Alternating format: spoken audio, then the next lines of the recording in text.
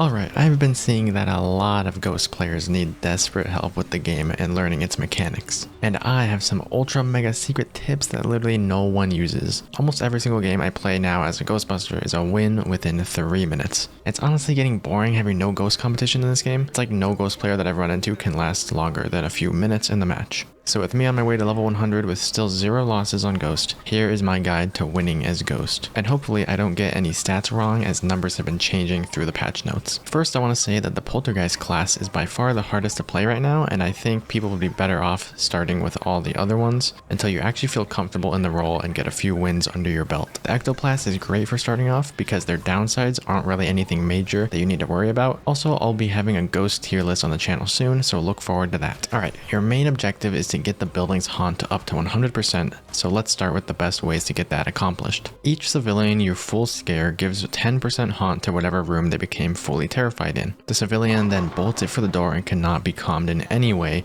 Even if they run into the Ghostbusters, they will stampede them over and make them go flying backwards. Once the civilian leaves the building, the entire building's haunt goes up by 5%. Oh, and by the way, here's the biggest tip I can give for a new Ghost player that almost no one seems to know about. See this little hand wave icon? Use it on a civilian and then quickly hit them with a scare to critically scare them and make them instantly horrified so they bolt it for the door. No more spamming all your attacks and all your unique abilities and everything you have and sliming going through a civilian to fully scare them. Literally just 2 buttons and they get critical and run for the door. This really needs a nerf, but this guarantees that no Ghostbuster will get the chance to calm them down and adds instant progress to the room and the building's haunt. So scaring, let's say 6 civilians out gives 60% to whatever room they were in and 30% to the full building haunt, since each one is worth 5% and gives 10% to a room. Now downing and fully sliming a buster in a room gives 15% of that room's haunt meter, which is by far the best way to fully haunt a room. Downing all 4 busters in a single room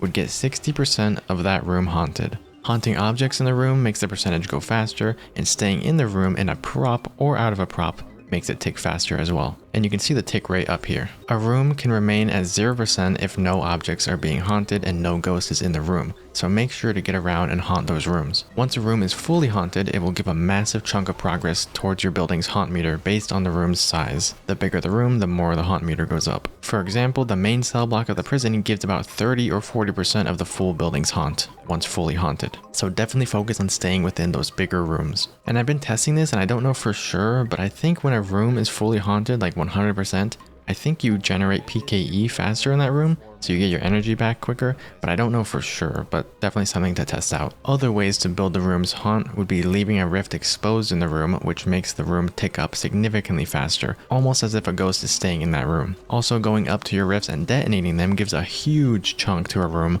but of course you lose a spawn point, so only do it if you feel like it. Sometimes it's smart to detonate a rift if the building haunt is at 70% or something, and you quickly want to fully haunt a massive room to finish off that progress. But there is also a benefit to having rifts during the endgame countdown. The more rifts that survive through the match, the less time you have to survive at the end, which is a good thing. For each rift that makes it to the countdown, it shaves 25 seconds off the timer, and the timer is usually 85 seconds, so that brings it down to a good 10 seconds if you have all 3 rifts up at the end. Leaving civilians for the endgame timer is also really smart, since each civvy scared during it shaves off 5 seconds from the clock, so you can either choose to get 5% building haunt early game, or 5 seconds off the clock in the endgame if you leave civilians. And if you time it all just right to have civilians leave right as the endgame starts and you have all 3 rifts up, something like this could happen.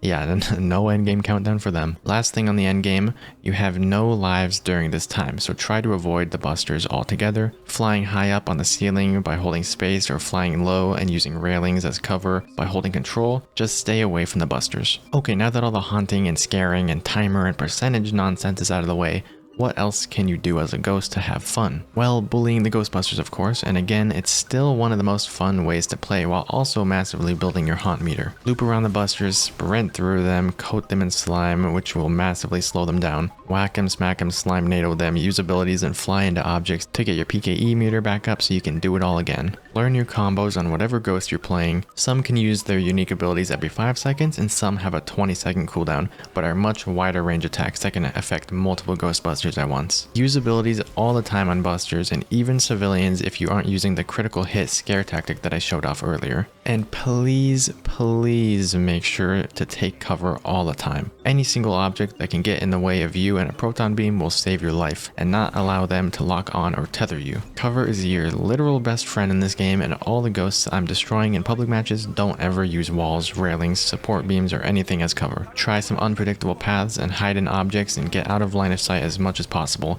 if you're out of energy and they're chasing you. Running out of energy all the time? Staying still in objects makes you charge your PKE faster, but moving in an object is still faster than sitting around as a ghost, so always possess objects if you're out of energy. Learn when to sprint and when not to, as this is the greatest energy drain the ghost has. And oh yeah, all the little wall portals on the map are also your best friend. Learn the locations because this will save your life. And yes, it costs energy to go through them since you have to sprint into them to pass through. And no, you cannot bring a rift through the hole. Speaking of rifts, I debate whether to protect them or not since it's easy enough to just get the building's haunt all the way up and survive the final timer. It's also easy enough to just go detonate all your rifts to bring the haunt up, but I do think it's a great idea to go use your ultimate abilities when all the busters are grouped up on a rift. Use it, down them all, and steal the rift away. I steal rifts all the time, and I think it may be why I've never lost. I just don't let them get rifts. They're way too easy to steal currently. You fly up to them, hold F for a fraction of a second, and it's in your hand. Speed boost out and hide it in a random object. Or leave it exposed in some other out of the way room so it can haunt it. Also, back to downing all the Ghostbusters. When is the right time to sabotage their proton packs? Well, this is really up to you. If you have enough energy left over and you want to sabotage them, go for it. I sabotage a lot as Ghost, but most of the time it's when their backs are turned to me or I loop around them, then do a quick sabotage. Downing a Ghostbuster already buys you a lot of time, so using that extra energy to quickly dash away and escape to a different area might be better than using it to sabotage a proton pack or two. However, something that is extremely overpowered right now is fully slamming a Ghostbuster until they're downed, sabotaging them right before they get up, and then combo hitting them with unique abilities, passing through them, scaring them to get them instantly downed again. Yes, this is kind of like bullying, but I mean, you're a ghost and this really gives a whole lot of points towards the room haunt, especially if you get multiple people down together. I really think that the best thing to do as a ghost and the most fun you can have is just putting pressure on the busters. Constantly engaging in fights that you know you can win and downing them over and over. Hopping in objects to quickly recover PKE and so they can't get a good lock on you, and just dancing around them, making them confused to where you are. Always leaving just enough PKE to where you can sprint out of there through their bodies. And lastly, when you actually do get tethered, just mash the on-screen button as fast as you can and align your mouse or stick with wherever the arrow is pointing and you'll get out of it in no time. If you get stunned by a PKE meteor blast, there's not much you can do but hold shift and get ready to sprint. Maybe spam F to possess a nearby prop once the stun timer ends. If you do get sucked into a ghost trap, you want to align your mouse with wherever the arrow is pointing to, either the right side of the screen, the center, or the left, and then mash W or whatever button it says. I've actually never escaped a ghost trap though, because it just takes a whole lot of button mashing. Of course, I've escaped the beam a bunch of times, a million times, but the actual ghost trap itself is very, very tough to escape, so don't get too down on yourself if you can't do it. But sometimes you'll get lucky if you drag a fight on for long enough to where right as you're getting sucked into a ghost trap, it will actually run out of battery and you'll escape its pull. Also, always try to go up to a ghost trap and steal it, run away with it and hide it up on a chandelier or someplace where they can't reach it. That forces a Ghostbuster to go back and resupply at the gear cart. You can also just hit a ghost trap a few times to break it, although it is a lot easier to do as the Basher ghost type and a lot harder to do as the Ectoplast. Anyways, go out there, haunt buildings, unlock new ghosts and abilities, find one that suits your playstyle and has cooldowns that you're comfortable with, and slime some Ghostbusters. That's it for my ghost guide. If you learn anything, drop a like, drop a sub, and I'll see you all in the next one.